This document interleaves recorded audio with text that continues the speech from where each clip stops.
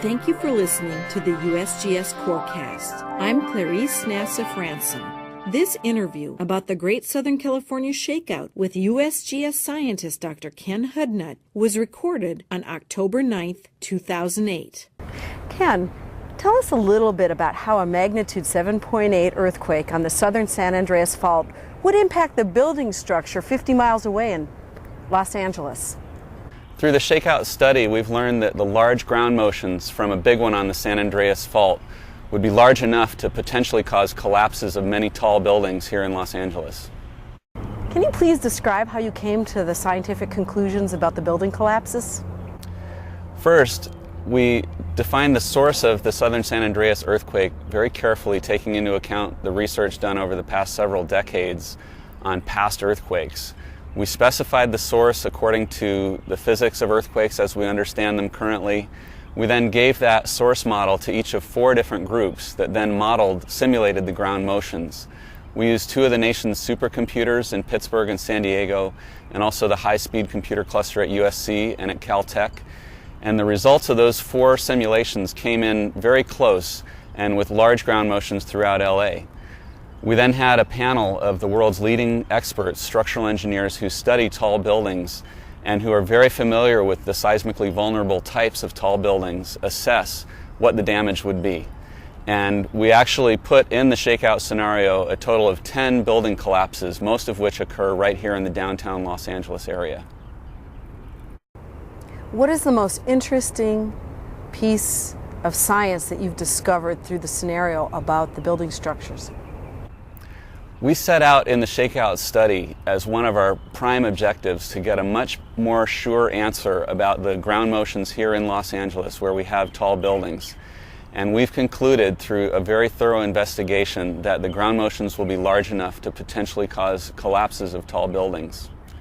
We've seen around the world in other large earthquakes tall buildings collapse, older seismically vulnerable types, steel frames with brittle welds, and also reinforced concrete structures that just didn't use as much rebar as if it were built today.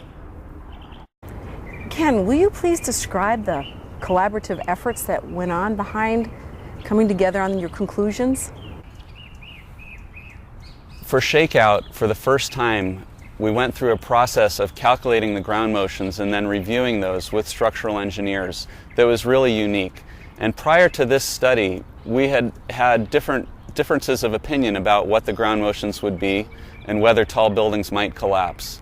What we achieved here was a new level of understanding of the ground motions and also agreement with structural engineering experts that tall building collapses are quite a realistic possibility and a big one on the San Andreas. Ken, the earthquake starts in the scenario around Bombay Beach. Tell us a little bit about, from beginning to end, what happens, how long does it take, what cities along the San Andreas Fault does it impact, and anything else you'd like to share? As the earthquake progresses along the fault, first the waves are going to hit Palm Springs and the Coachella Valley within about 30 seconds. Damaging shaking will continue for about a minute there, and as that's occurring, the rupture keeps going. It hits San Bernardino next, shakes for about a minute there. After about a minute from the beginning of the earthquake, downtown LA is going to be shaken by about 6 feet per second kind of ground motions for a full minute. This damaging shaking is going to hit all of Southern California. It'll be felt all the way down, even as far away as San Diego, very strongly. So the pattern of shaking is concentrated along the fault, but even areas distant from the fault will receive damaging levels of shaking. Our sensors out along the southern San Andreas Fault can pick up the waves as soon as they start to come off of the fault. We can then speed that information back to LA and provide over half a minute of early warning here in Los Angeles. Tell us a little bit how science and early warning can help the general public.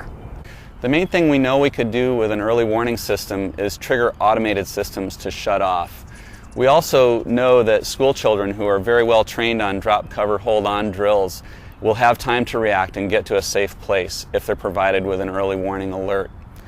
So those are our biggest hopes, and we think that the technology's there and that this is something that could be done. So although we can't predict earthquakes, we can do early warning. Ken, tell me a little bit about what's been the most inspirational aspect about doing the science behind this. Really, it's been making that connection not only with emergency managers, but also with Lifeline utilities operators. We're having conversations now that we just never had before. It's the result of the shakeout exercise. We know that people are taking actions to make the lifelines more secure, to retrofit, and to make Southern California safer for everybody in the event of a real earthquake.